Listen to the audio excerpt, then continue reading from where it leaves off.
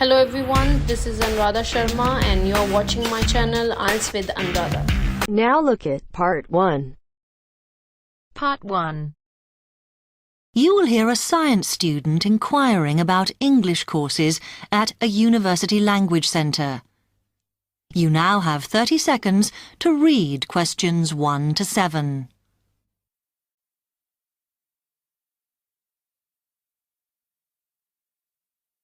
Hi, I've come to ask about the English courses you run for international students. Oh, right.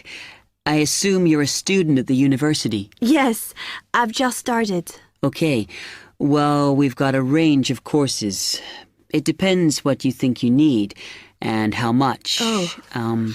We can't run everything at the same time, though. So, for example, in this first term, we are just doing a writing course. I see. That sounds quite useful. What else is there? Some of the courses only run for single terms, and we tend to focus on what students have difficulty with. That means we don't usually do speaking courses, but next term you can do listening. Oh. That'll help you with lectures and things. Our provision is all based on what the majority of our international students need. So, is everything term-based? There's nothing that you run all year? Well, let's have a look. Yes, there is a class for vocabulary and grammar every term. That's for everybody, but it's split into 3 or 4 levels. And what about in the holidays? We don't do anything during the winter or spring break. Oh. But over the summer, there's just general classes because that's what most students want. A bit of everything. Mm-hmm. Okay, quite a variety then. I'll have a think about what I really need because I haven't got much time. Do you have about 20 students in each class, the same as our science seminars? We try to keep it at about 12 and certainly not more than 15. It's important for language classes. They're very different from your normal courses. Right. And how much are the classes? The rate varies depending on how many hours you attend, but you shouldn't have to pay. Usually, the department will fund you and even sort out which classes you need. Brilliant. It would be quite useful for me to have a certificate to take back to my country. Do you put us in for exams? Yes, but we don't like them to clash with your main course exams in June, so we run them in May. Oh. That leaves you time for revision. Do I have to sign up for something now? I'm not quite sure what I want. Classes haven't quite started yet, so you've got time to decide what you do. All we insist is that you sign up before week 5. That gives you about 3 weeks to decide. Okay. You now have 15 seconds to read questions 8 to 10.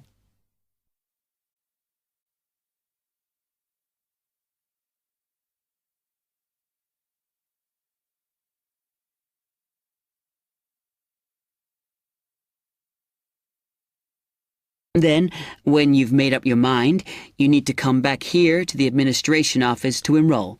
What do I need to bring with me when I enroll?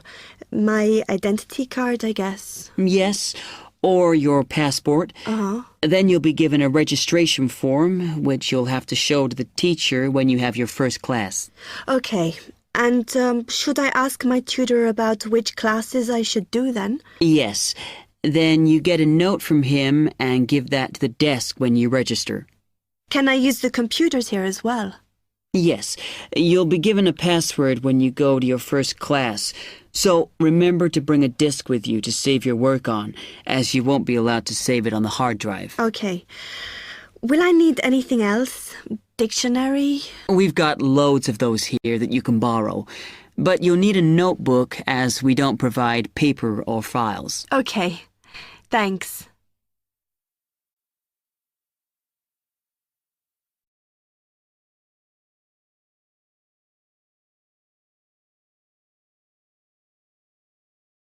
That is the end of Part 1. You now have half a minute to check your answers.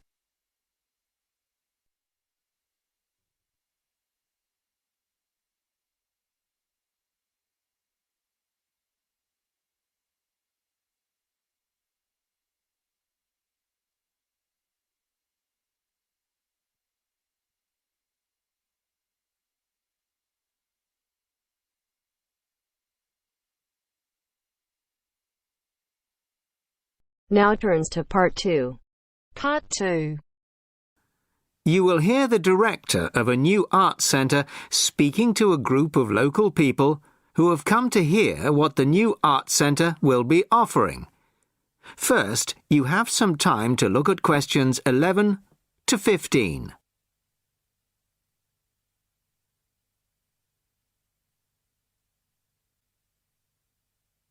Listen carefully to the first part of the talk and answer questions 11 to 15. Well, good evening, everybody. Thank you all for turning out on this cold, wet evening. Welcome to our new art centre. I'm delighted that so many people are interested in finding out about the facilities and events that we'll be offering. I'll start with the regular evening events that we've scheduled so far. Sunday night will be film club night. Each week, we'll be showing a classic film from the 40s, 50s or 60s. Films will start at 6:45, and afterwards there will be an opportunity to discuss the film in the cafe bar for anybody who'd like to. Tickets for the film will be £5, but the discussion afterwards is free, although anybody who wants to buy me a drink is welcome to do so. On Thursday evenings at 7:30, the auditorium is given over to productions by touring theatre companies. This coming Thursday, we're very excited to be welcoming Pizzazz, a drama company featuring both able-bodied and physically handicapped actors. They'll be performing a rather special version of William Shakespeare's The Tempest, featuring music and dance, as well as dialogue.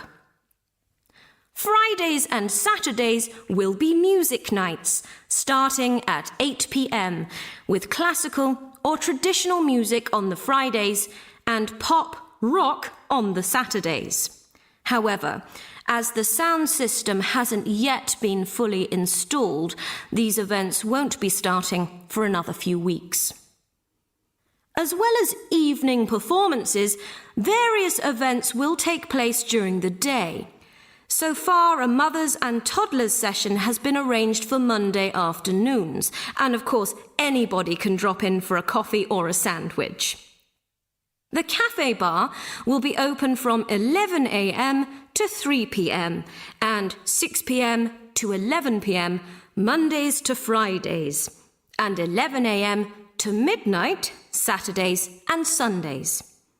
Lunch will be served from 12:30 till 2, and light snacks will be available all day. Of course, this programme is just the start, and we expect to be announcing many additional events in the near future. Before you hear the rest of the talk, you have some time to look at questions 16 to 20.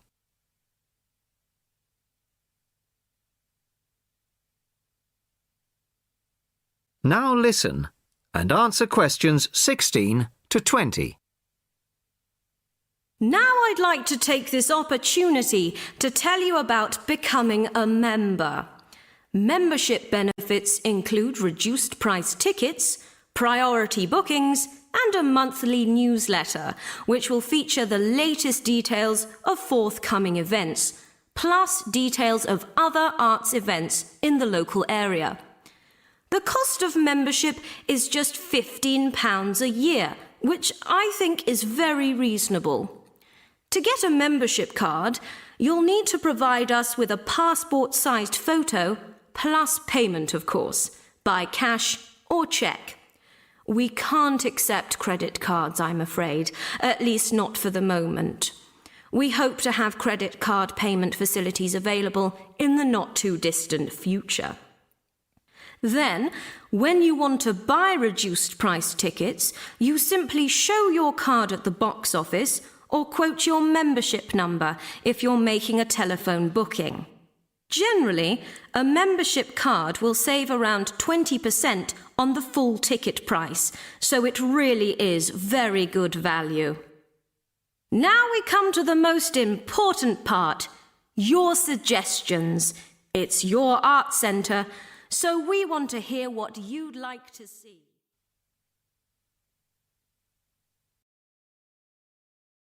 That is the end of part 2. You now have half a minute to check your answers.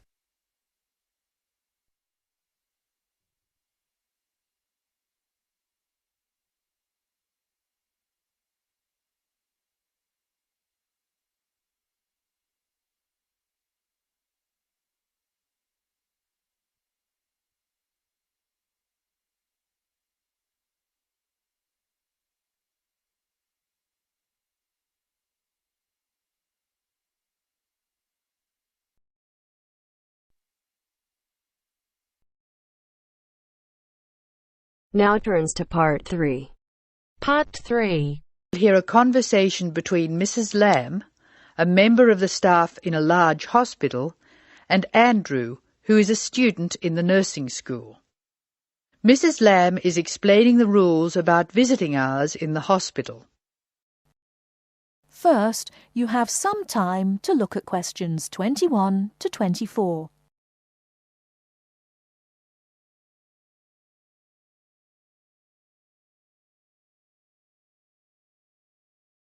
Now, listen carefully and answer questions 21 to 24.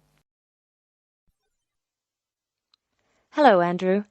I believe you want to know about visiting hours. Yes, I do, Mrs. Lamb. I have to fill this form out, and I'd like to have some idea why the different parts of the hospital have different times for visiting. I see. Well, let's start with an obvious one. Intensive care. People in intensive care are very sick indeed, and for that reason, we say that visitors can come between 6 a.m. and midnight. I can understand that. At the other end of the scale, our maternity patients are usually quite well, but we restrict their visiting hours from 8 a.m. to 8 p.m. We find they get very tired if we permit visitors all the time. I see. What about the surgical wards? The doctors prefer to do their rounds early in surgical, so visiting hours are 9 a.m. to 9 p.m. Surgical patients are often on very heavy painkillers, and they aren't really very good company for their visitors. But surely the visitors come to cheer up the patient, not the other way round. Of course. And often the visitors are able to help the patient a lot. That's why we allow visitors all day, the full 24 hours in the emergency ward. They help comfort the patient while they're waiting to be diagnosed. Of course, it's not just everyone who can visit a sick patient. People in intensive care can only be visited by their immediate family. What's more, we only allow 2 people in at any time. We let children of the immediate family in to visit people in intensive care, but we don't like to do it. It's very hard on the children, and it may distress the patient. However, if the patient asks for the child, and the family agrees, that's okay. What about children in maternity? Of course we let them in. They're very pleased to see their mothers.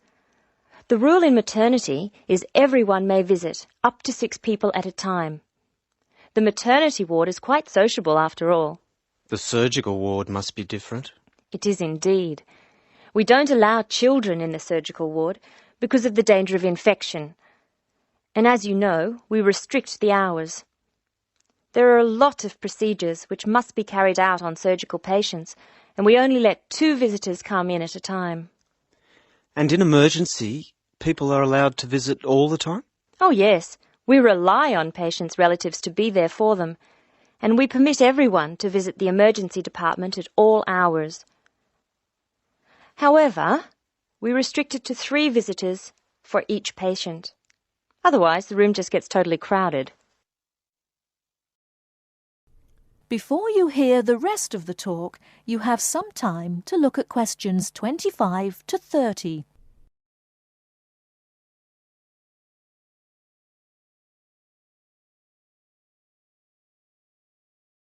Now listen and answer questions 25 to 30. Now I have your schedule for the next week's observation sessions. Are you ready? Yes. Where do I start? On Monday, you'll be in male surgical in the morning and in female surgical in the afternoon. You'll be following Dr. Shea on her rounds. Thank you. And on Tuesday? On Tuesday, you'll be with Dr. Thomas in the morning and Dr. Robertson in the afternoon. No, that can't be right. You're with Dr. Thomas in the afternoon and Dr. Robertson in the morning. Do I ever get to see Dr. Kim? Yes, you'll be with Dr. Kim on Thursday and Friday. She'll take you through the children's ward and through our new teenage ward for 12 to 15-year-olds. Great. I've read a lot about that new ward. Will I see the schoolroom? Maybe another time. And what will I do on Wednesday? On Wednesday, you'll join the other students for lectures. You'll be in the Redmore lecture room between 8 and 10 a.m. and later between 2 and 3 p.m. Thank you. Do you know how big my class is? The intake this term is 200 first-year students. I'm pleased to say about 1/3 are men, which is good. Nursing used to be an almost entirely female occupation. I know. My father trained as a nurse, and he was considered very unusual. Is he still working as a nurse? Yes, he's working in a hospital in the country. I guess I just wanted to follow his example. That is the end of part 3. You now have half a minute to check your answers.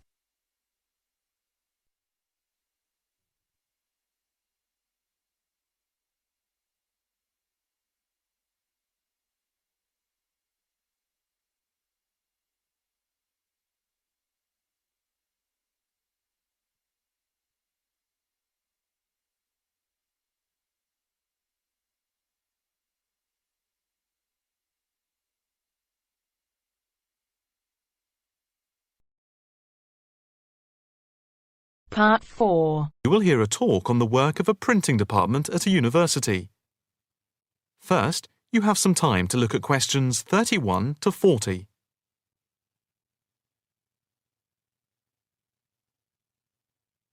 Now listen carefully and answer questions 31 to 40. I am here to give you a brief outline of the work of this new department. The Department of the Printed Word has a very short history, having been created just 10 years ago. Some statistics to start with. The first intake of undergraduate students consisted of 20 students, which rose to 37 in the second year. And we now have about 50 in the first year, doing a wide range of courses, full and part-time. We have a thriving research department, with 17 students on the taught MA course and 7 students doing research full-time. In all, we have 9 full-time lecturers and 16 part-time lecturers who work mainly but not exclusively in our evening department. Of the total student body, approximately 21% are from outside the country, a number which has been increasing steadily over recent years. Although students from overseas have to reach a minimum level of competence in English before they follow a course at the university, some may require remedial help with their English, and we can offer help through the Student Support Services as part of the general assistance given to all students. For home students, both graduate and undergraduate, there are bursaries to help with travel and accommodation, for which I would advise you to contact Mrs. Riley at the end of this session. Increasingly, we are forging external links with organisations in the publishing world, and we have been very fortunate in that we have received money to sponsor not just various students within the department, but also technicians and lecturers. Each year we hold a series of lectures which are given by external speakers in the world of printing and the media. The series of workshops that you see around you have been built thanks to a very generous donation which has allowed us to develop our facilities for bookbinding and restoration. Now, the main work of the department relates to teaching the mechanism of printing. And as most printing is now so highly technological, all our students have to be computer literate. For those of you who are interested in taking a module in this department from another department, and who feel that you may not have the necessary computer skills, don't let the technology put you off. We have a number of specialist technicians who can support and deliver crash programs in the computing technology required. As long as you can switch on the computer, you are halfway there.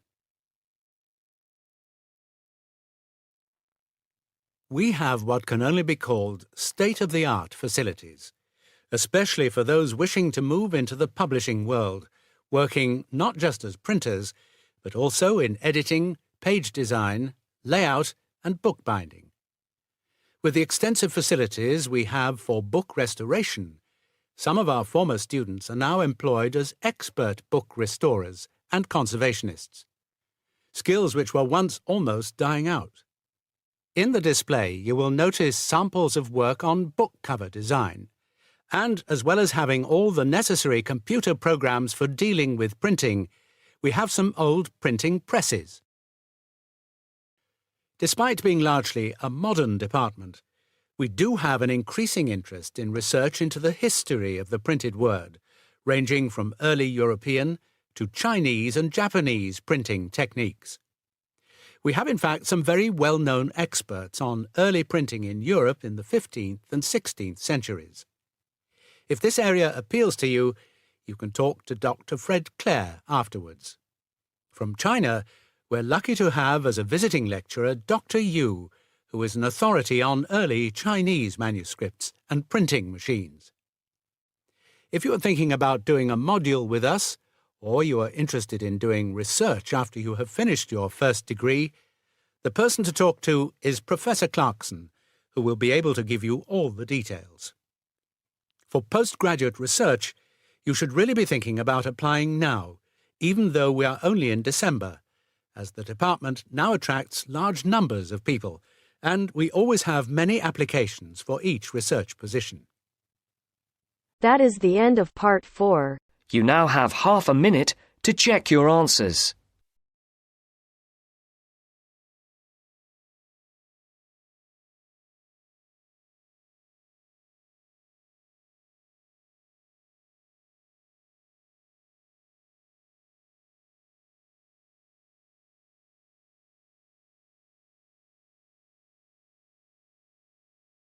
Thank you for watching and stay tuned for more videos.